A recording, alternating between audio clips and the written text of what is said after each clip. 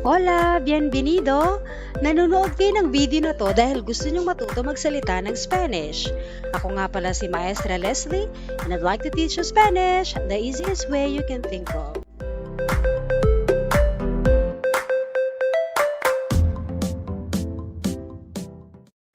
Hi, welcome back with Maestra Leslie.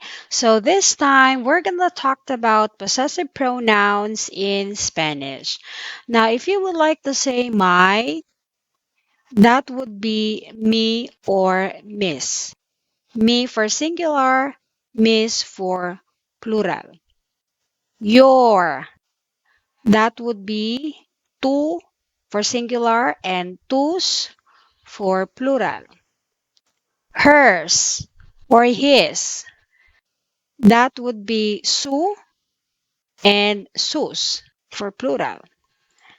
Our, that would be nuestro, nuestra for singular, feminine and masculine. Nuestras, nuestros for feminine, masculine, plural. And of course, their, that would be su or sus. So we're gonna practice this as we go through our lesson for today. Now, I just want to clarify sa Tagalog, this is converted to ko. In example, my house, bahay ko. Your house, bahay mo. Her house, bahay niya. Our house, bahay natin. And their house, bahay nila. Okay, so sa Spanish, that would be mis, tus, sus, nuestra, and vuestro. This vuestro is actually the you plural in Spain. This is not being used in Latin America, so you would only hear the vuestro and vuestra in Spain. Okay, so let's put this into context or use it in a sentence. So let's start with my. So if you would like to say my friend, that would be mi amigo. My telephone is mi teléfono. Mi casa or my house and mi pluma for my pen. Mi cuenta for my account and mi libro for my book. Sa Tagalog, kaibigan ko, telepono ko, casa ko, pluma ko, libro ko, account ko, or kwenta ko. Okay. Now, if we are going to have a plural noun, so let's say we have all these nouns as plural, notice the change here. So from my friend or my friends become mis amigos, my telephones becomes mis teléfonos, my house become mis casas, my pens becomes mis plumas, my accounts means mis cuentas, my books becomes mis libros. So notice na ang ating possessive pronoun ay naging plural, miss, so as our noun. Unlike sa English, it stays the same. The possessive pronoun stays the same, while in Spanish, it has the letter S when it pertains to a plural noun. Okay, so an example, mi amigo es amable. Mi amigo es amable means my friend is kind. Ang kaibigan ko ay mabait. And another example is mis amigos son amable. My friend are kind or my friends are kind. Ang mga kaibigan ko ay mabait. Mi casa blanca, my white house. ang puti kong bahay. And of course, kapag naging plural ang casa or ang house, it will become Mis Casas Blancas.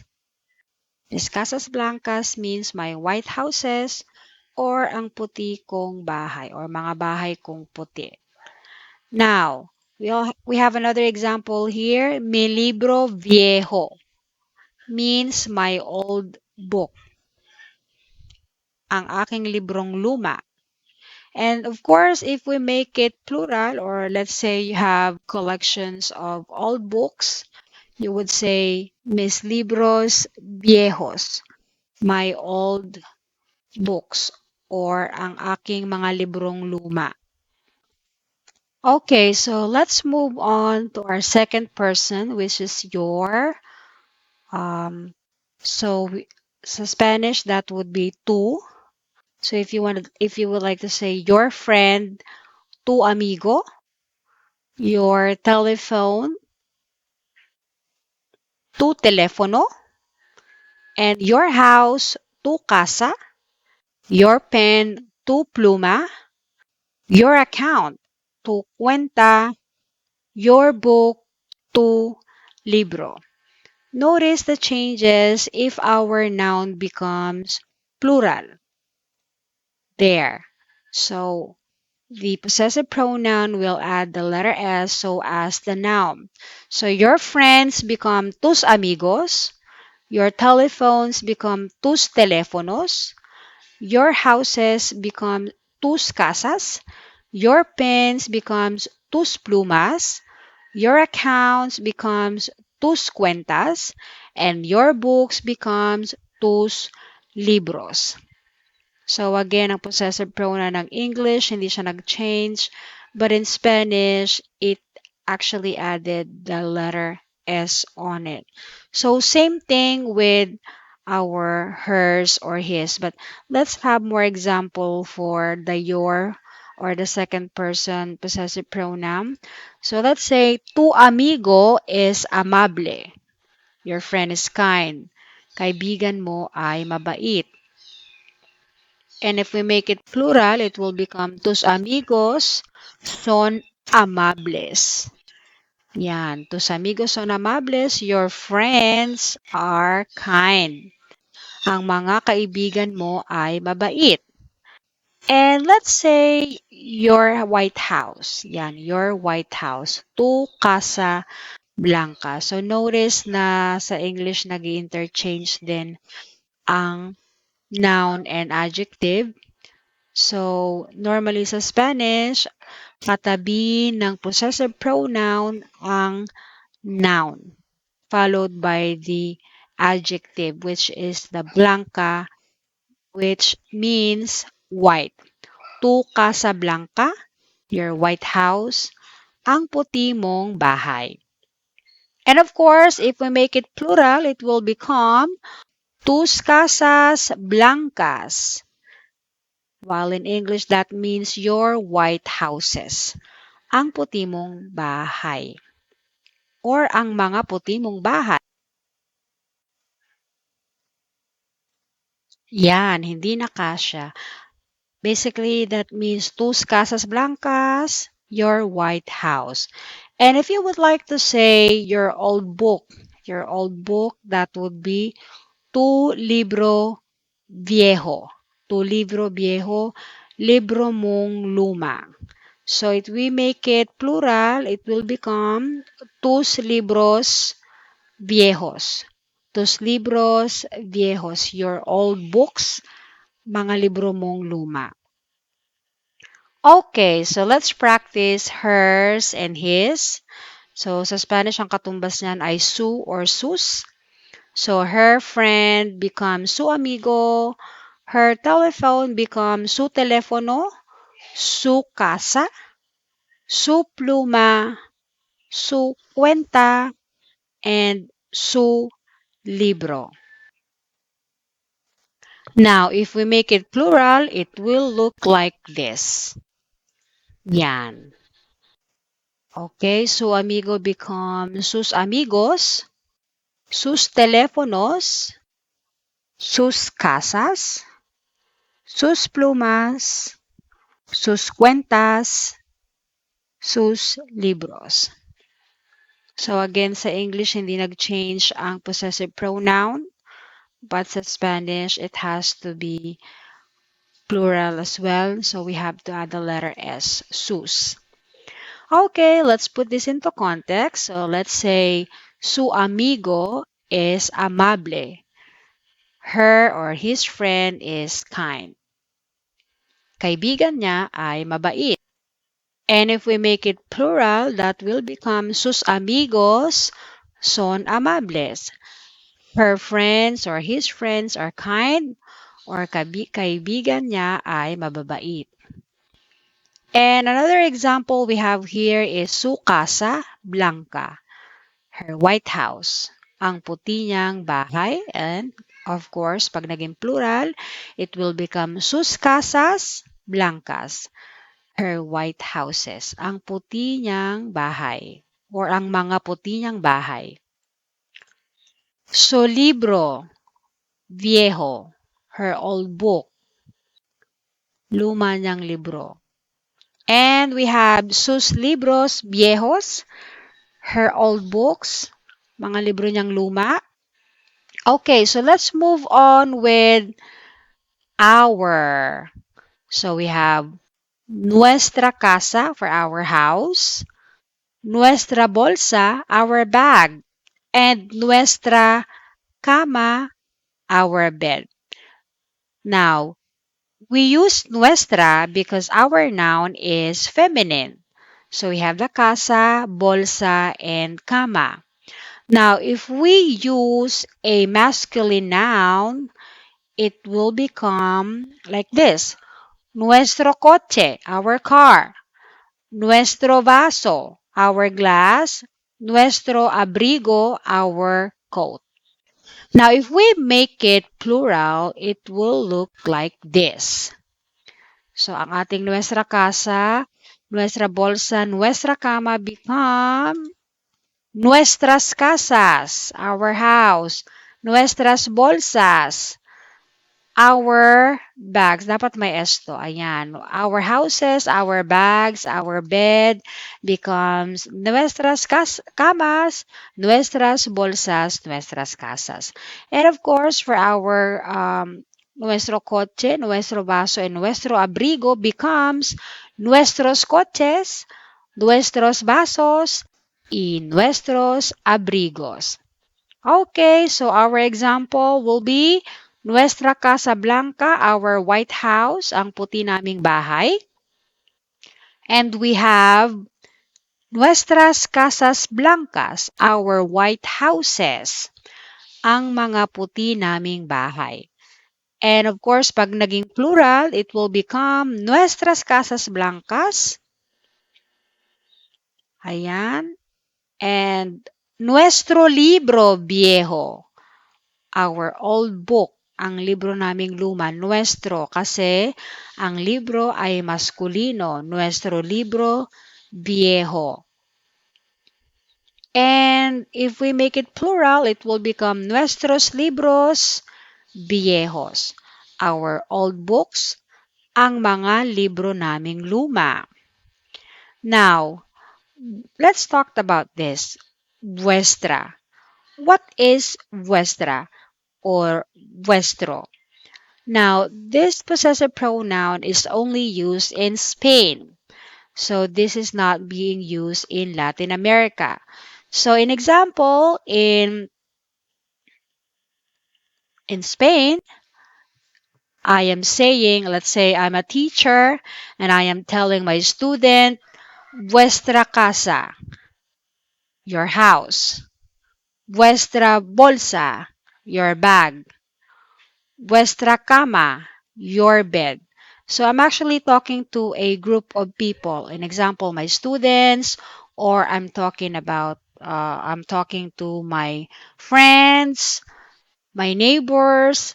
So if you are talking to a group of people, you can call them or you can address them as vuestra. Okay, so Of course, if we make it plural, it will become vuestras casas, your houses. So let's say I'm talking to my students and I'm saying this, oh, vuestras casas, vuestras bolsas, vuestras camas. Yan, you're talking to a group of people or you're talking to more than one or two. In Spain, because in Latin America, they don't use the vuestro and vuestra. So another example, since this also use masculino, femenino, we have vuestro coche, your cars, vuestro vaso, your glass. That should only be glass. Yan. And your coat would be vuestro abrigo. And of course, if we make it plural, yan. Your cars become vuestros coches, your glasses becomes vuestros vasos, and your coats become vuestros abrigos. Okay, so let's have a review. So ang me or miss ay my, and tu or tus ay your, and su and sus hers or his, and nuestro, nuestra, our, and vuestro, vuestra is your, plural. What about their? Paano naman kaya ang their? What is the possessive pronoun for their? Okay, so ang possessive pronoun ng their ay su and sus. So notice it is just the same as hers or his. Hers or his. So later on, we'll talk about the difference between the two. How are we going to know the difference between the two? Okay, so let's look at this in a different perspective on how the native Spanish speakers say this on their own language. So, in example, me abrigo means my coat. Look at this sentence right here. If you would like to say mine, they would say, el abrigo es mío. Okay, and mi lápiz. So this will be translated as my pencil. Now, in a different perspective, you would say, el lápiz es mío. Maybe someone is getting your pencil and you would say, hey, el lápiz es mío. Mi reloj. El reloj es mío. That's mine. That's mine. So you have two ways to say my watch. You can say mi reloj or el reloj es mío. So notice nagkakabaliktad ang words. Kanina, ang possessive pronoun nasa unahan while the mío or mine ay nasa dulo after the verb. El reloj es mío, el lápiz es mío, el abrigo es mío. So that's the difference between my and mine sa Spanish. Ganon din naman sa Tagalog. Kanina yung my ay mo, yung mine naman ay akin. Ang yours ay sayo. At ang ours ay sa atin. And ang their ay sa kanila. So sa English naman, ang yours, oh, we'll go to that later. Let's go with plural first. Mis abrigos. Ayan. Los abrigos son míos. Look at how the article and the noun are changing in Spanish. When you move the first word or when you make it plural, everybody moves. Like the article, the noun, and the verb all changes. Right? So kanina we have El abrigo es mío, while on the second slide it becomes Los abrigos son míos. So that's how it is being says in Spanish. Okay, Miss Lapis, Miss Lapises. It should be Miss Lapises. Translated to my pencils. And if you would like to say, oh, those are my pencils. That's mine. Don't get it. That's mine. Los lápices son míos. Oh, es mi reloj. is mi reloj or los relojes son míos kapag plural. Mis relojes. Yan. Okay. Mis relojes, los relojes son míos. Okay, so, ayan. Mi ropa, la ropa es mía. Okay, it means that the dress is mine. Mi comida, my food. But if you say la comida es mía, the food is mine. Nobody eats it, it's mine. Mi cámara, la cámara es mía. Don't touch it, la cámara es mía.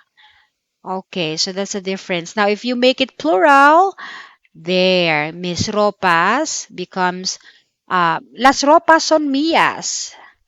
Don't use it. Las ropas son mías. It's mine. Mis comidas. Las comidas son mías. So the foods are mine. Mis cámaras. My cameras.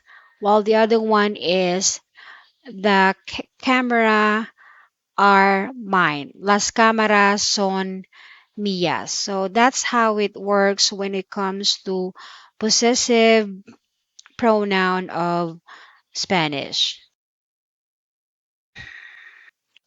If you are new to my channel, please consider watching the Easy Spanish episode 1 to 10.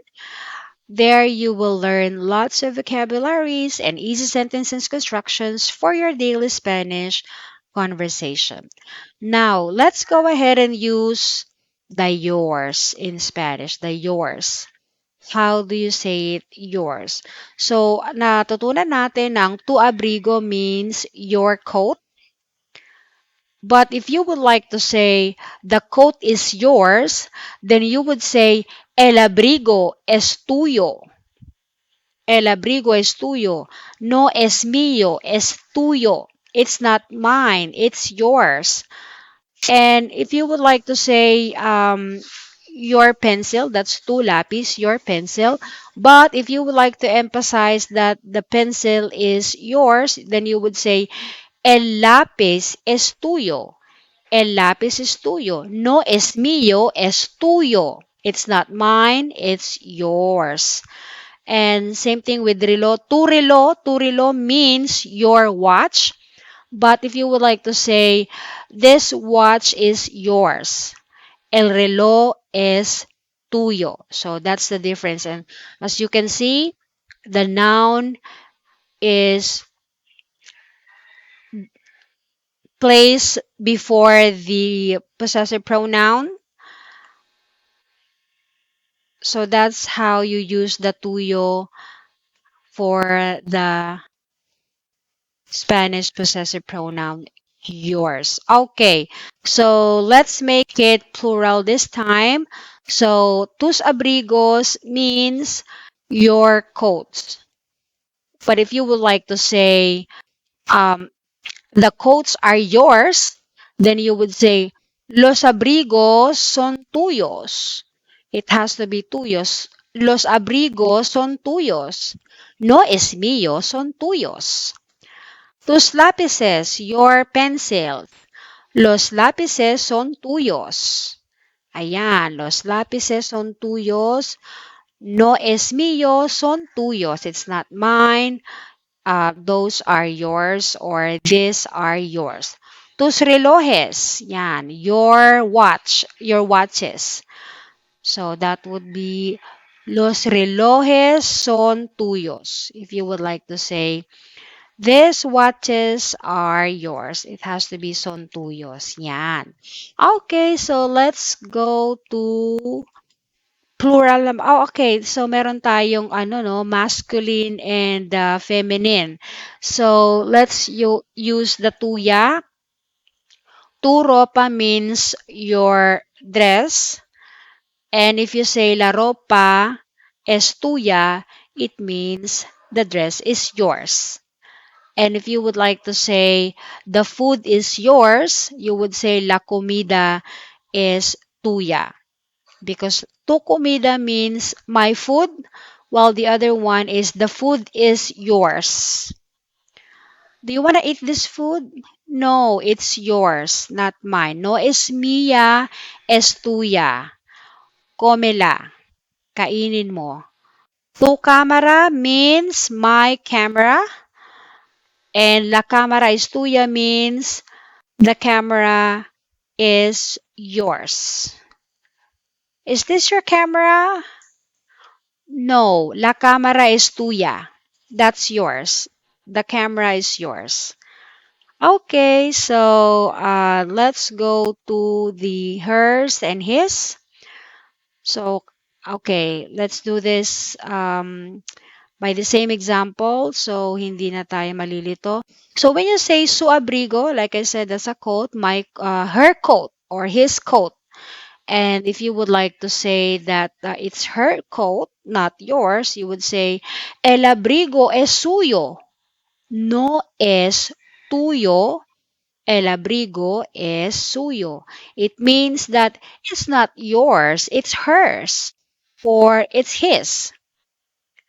Su lápiz, el lápiz es suyo, meaning the pencil is hers or his.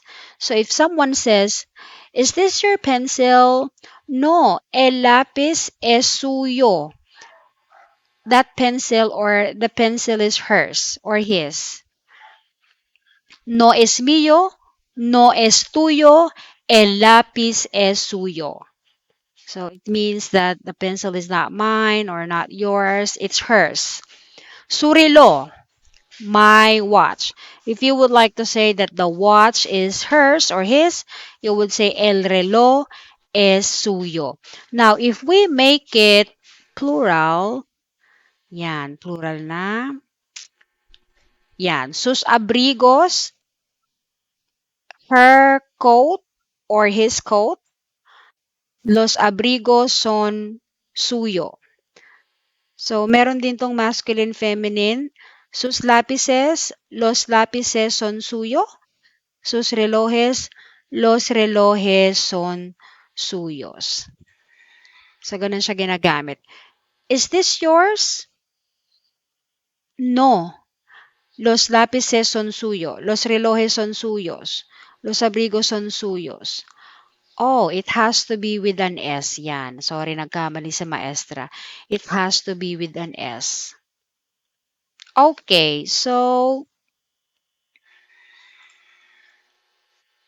let's practice the feminine.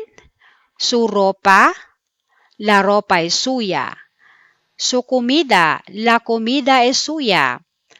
Su cámara, la cámara es suya. And the other one, let's make it plural. Sus ropas, las ropas son suyas. And sus comida, las comidas son suyas. Sus cámaras, las cámaras. Okay, so we have the nuestro. Nuestro. Okay, so nuestro, of course, is ours. When you say nuestro abrigo, our coat, but if you would like to say el abrigo es nuestro, the coat is ours. Nuestro lápiz, our pencil. But if you would like to say the pencil is ours, el lápiz es nuestro. Ayan, nalilito na si maestra. Tatlong lingwahe, nakakalito. Sorry na. Okay. So, if you would like to say our watch, nuestro reloj, el reloj is nuestro, the watch is ours. And of course, if we are going to make this plural,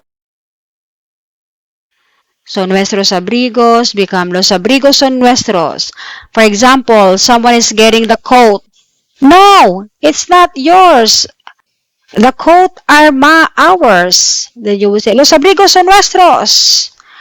And for example, someone is getting your pencil, then you would say, los lápices son nuestros. Los lápices son nuestros. Don't get it, son nuestros. Yon, ganun siya. Okay, so let's make an example for feminine. So nuestra ropa becomes la ropa es nuestra. Nuestra comida, la comida es nuestra. nuestra cámara becomes la cámara es nuestra. And ganun din naman pag ginawa natin siyang plural. So, ayan. Nuestras ropas become, las ropas son nuestras. Nuestras comidas becomes, las comidas son nuestras. And nuestras cámaras, las cámaras son nuestras. Makinig kayong mabuti kasi mamaya magi-exam tayo. Ang bagsak ay lagot kay maestra. Okay, so let's use vuestro. So like I said, they only use this in Spain. So kung hindi mo naman siya gagamitin, kung hindi ka naman magta-travel in Spain, or kung ang client mo naman in Latin America, you don't use this. But of course, it is better to know. So ganun din, no? Vuestro abrigo, el abrigo es vuestro. Vuestro lápiz, el lápiz es vuestro. Vuestro reloj, el reloj es vuestro. So for example, may kumuha ng reloj sa lamesa, and the teacher, for example, nasa loob tayo ng klase, someone got the watch and you saw it, and then you would say, el reloj es vuestro. No es tuyo. El reloj es vuestro. Sa kanila yan, hindi sa'yo. Don't get it. Yan, ganon. So, imagine niyo na lang para matandaan niyo siya kasi it's better to understand this by context rather than by theory. Okay, so ganon din naman if you will make it plural, this is how it looks like. And of course, this also follows the masculine. No? So we have the vuestra ropa. La ropa es vuestra. Vuestra comida. La comida es vuestra. Vuestra cámara. La cámara es vuestra. And ganun din naman kapag ginawa natin siyang plural. Okay, so yung possessive pronoun nagkakaroon ng S so as the nouns. Look at that. Okay, so let's have a review. If you would like to say mine in Spanish, it would be mío, mía, míos, mías. Okay, so nagmamatter ang gender, nagmamatter kung singular or plural. So we have tuyo, tuya, tuyas, tuyos for yours. And for hers and his, we have suyo, suya, suyas, and suyos. And of course, for ours, we have the nuestro, nuestra, nuestros, nuestras. And ganun din naman sa vuestro, vuestra, vuestros, vuestras. Okay, so ang hirap niya, no? Nakakalito. Let's have a shortcut. Ay, maestra, may shortcut pala. Yes, there is. Okay, so let's do this. An example, la casa.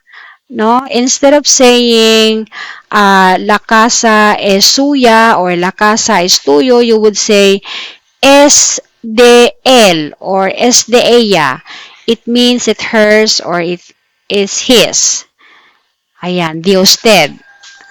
Okay, so yung mga bagong nag-aaral lang ng Spanish, ang usted ay ginagamit someone in authority or someone nakakatanda, or sa boss or clients, someone that you pay respect.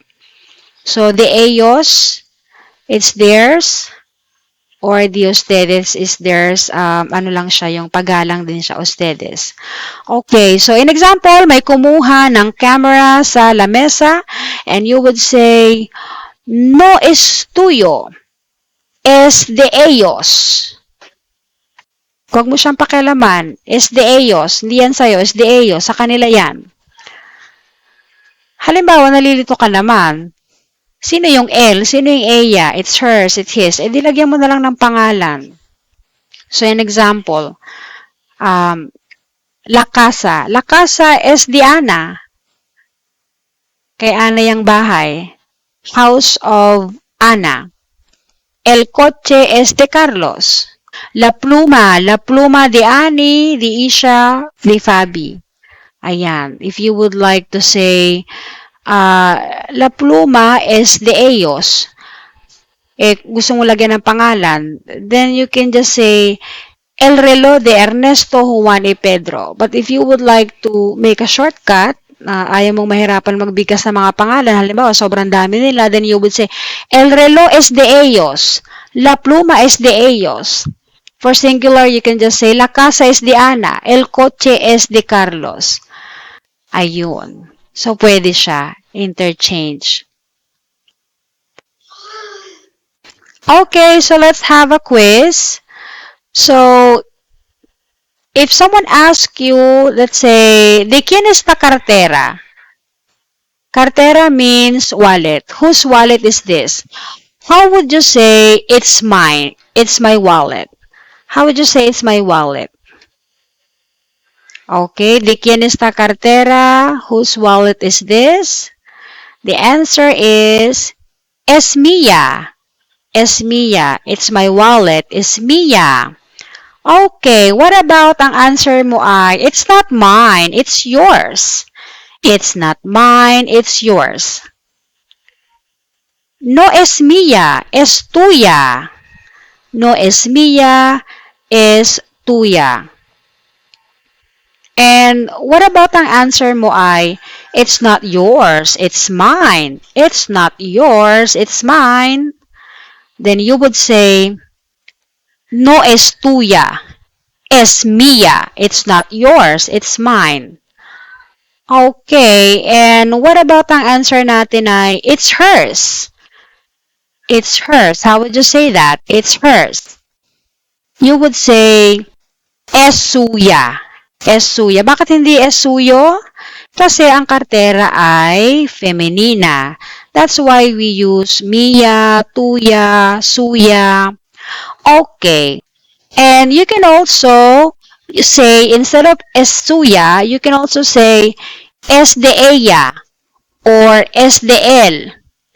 Now, if you would like to emphasize the name of the owner, then you can say, es de Marco, es de Ana. Kay Marco yan, kay Ana yan. So, ganun siya. What about ang answer natin? Let's have a different question. Let's say, ¿de quién son llaves? ¿De quién son llaves? So, llaves are keys. Whose keys are this? Whose keys are this? These are yours ang answer natin. How would you say these are yours? These are yours is... So, we have to answer. It can be son vuestras or son tuyas. These are theirs. Oh, theirs naman daw. Theirs. These are theirs. Sa kanila daw yung susi. How would you say that? Yun. Dito na papasok ang ating son suyas. Son suyas. Now, paano natin may emphasize na yan ay theirs at hindi hers or his? Then you can just say son de ellos or son de ellas. Son de ellos or son de ustedes. Like that. Okay, so let's have a review. Su and sus can be their, de ellos or de ellas. And hers or his, su din siya, su and sus. But it can be de él, de ella, de Maria, or de Marco. Okay, I hope you have learned something for today. Thank you very much for studying Spanish with Maestra Leslie. It's my pleasure to teach you all. Muchas gracias and hasta luego. If you would like to have more lessons like this, please comment below and subscribe to my channel, Maestra Leslie. Please know that in Spanish, there are lots of opportunities as it shows on the next video. Enjoy!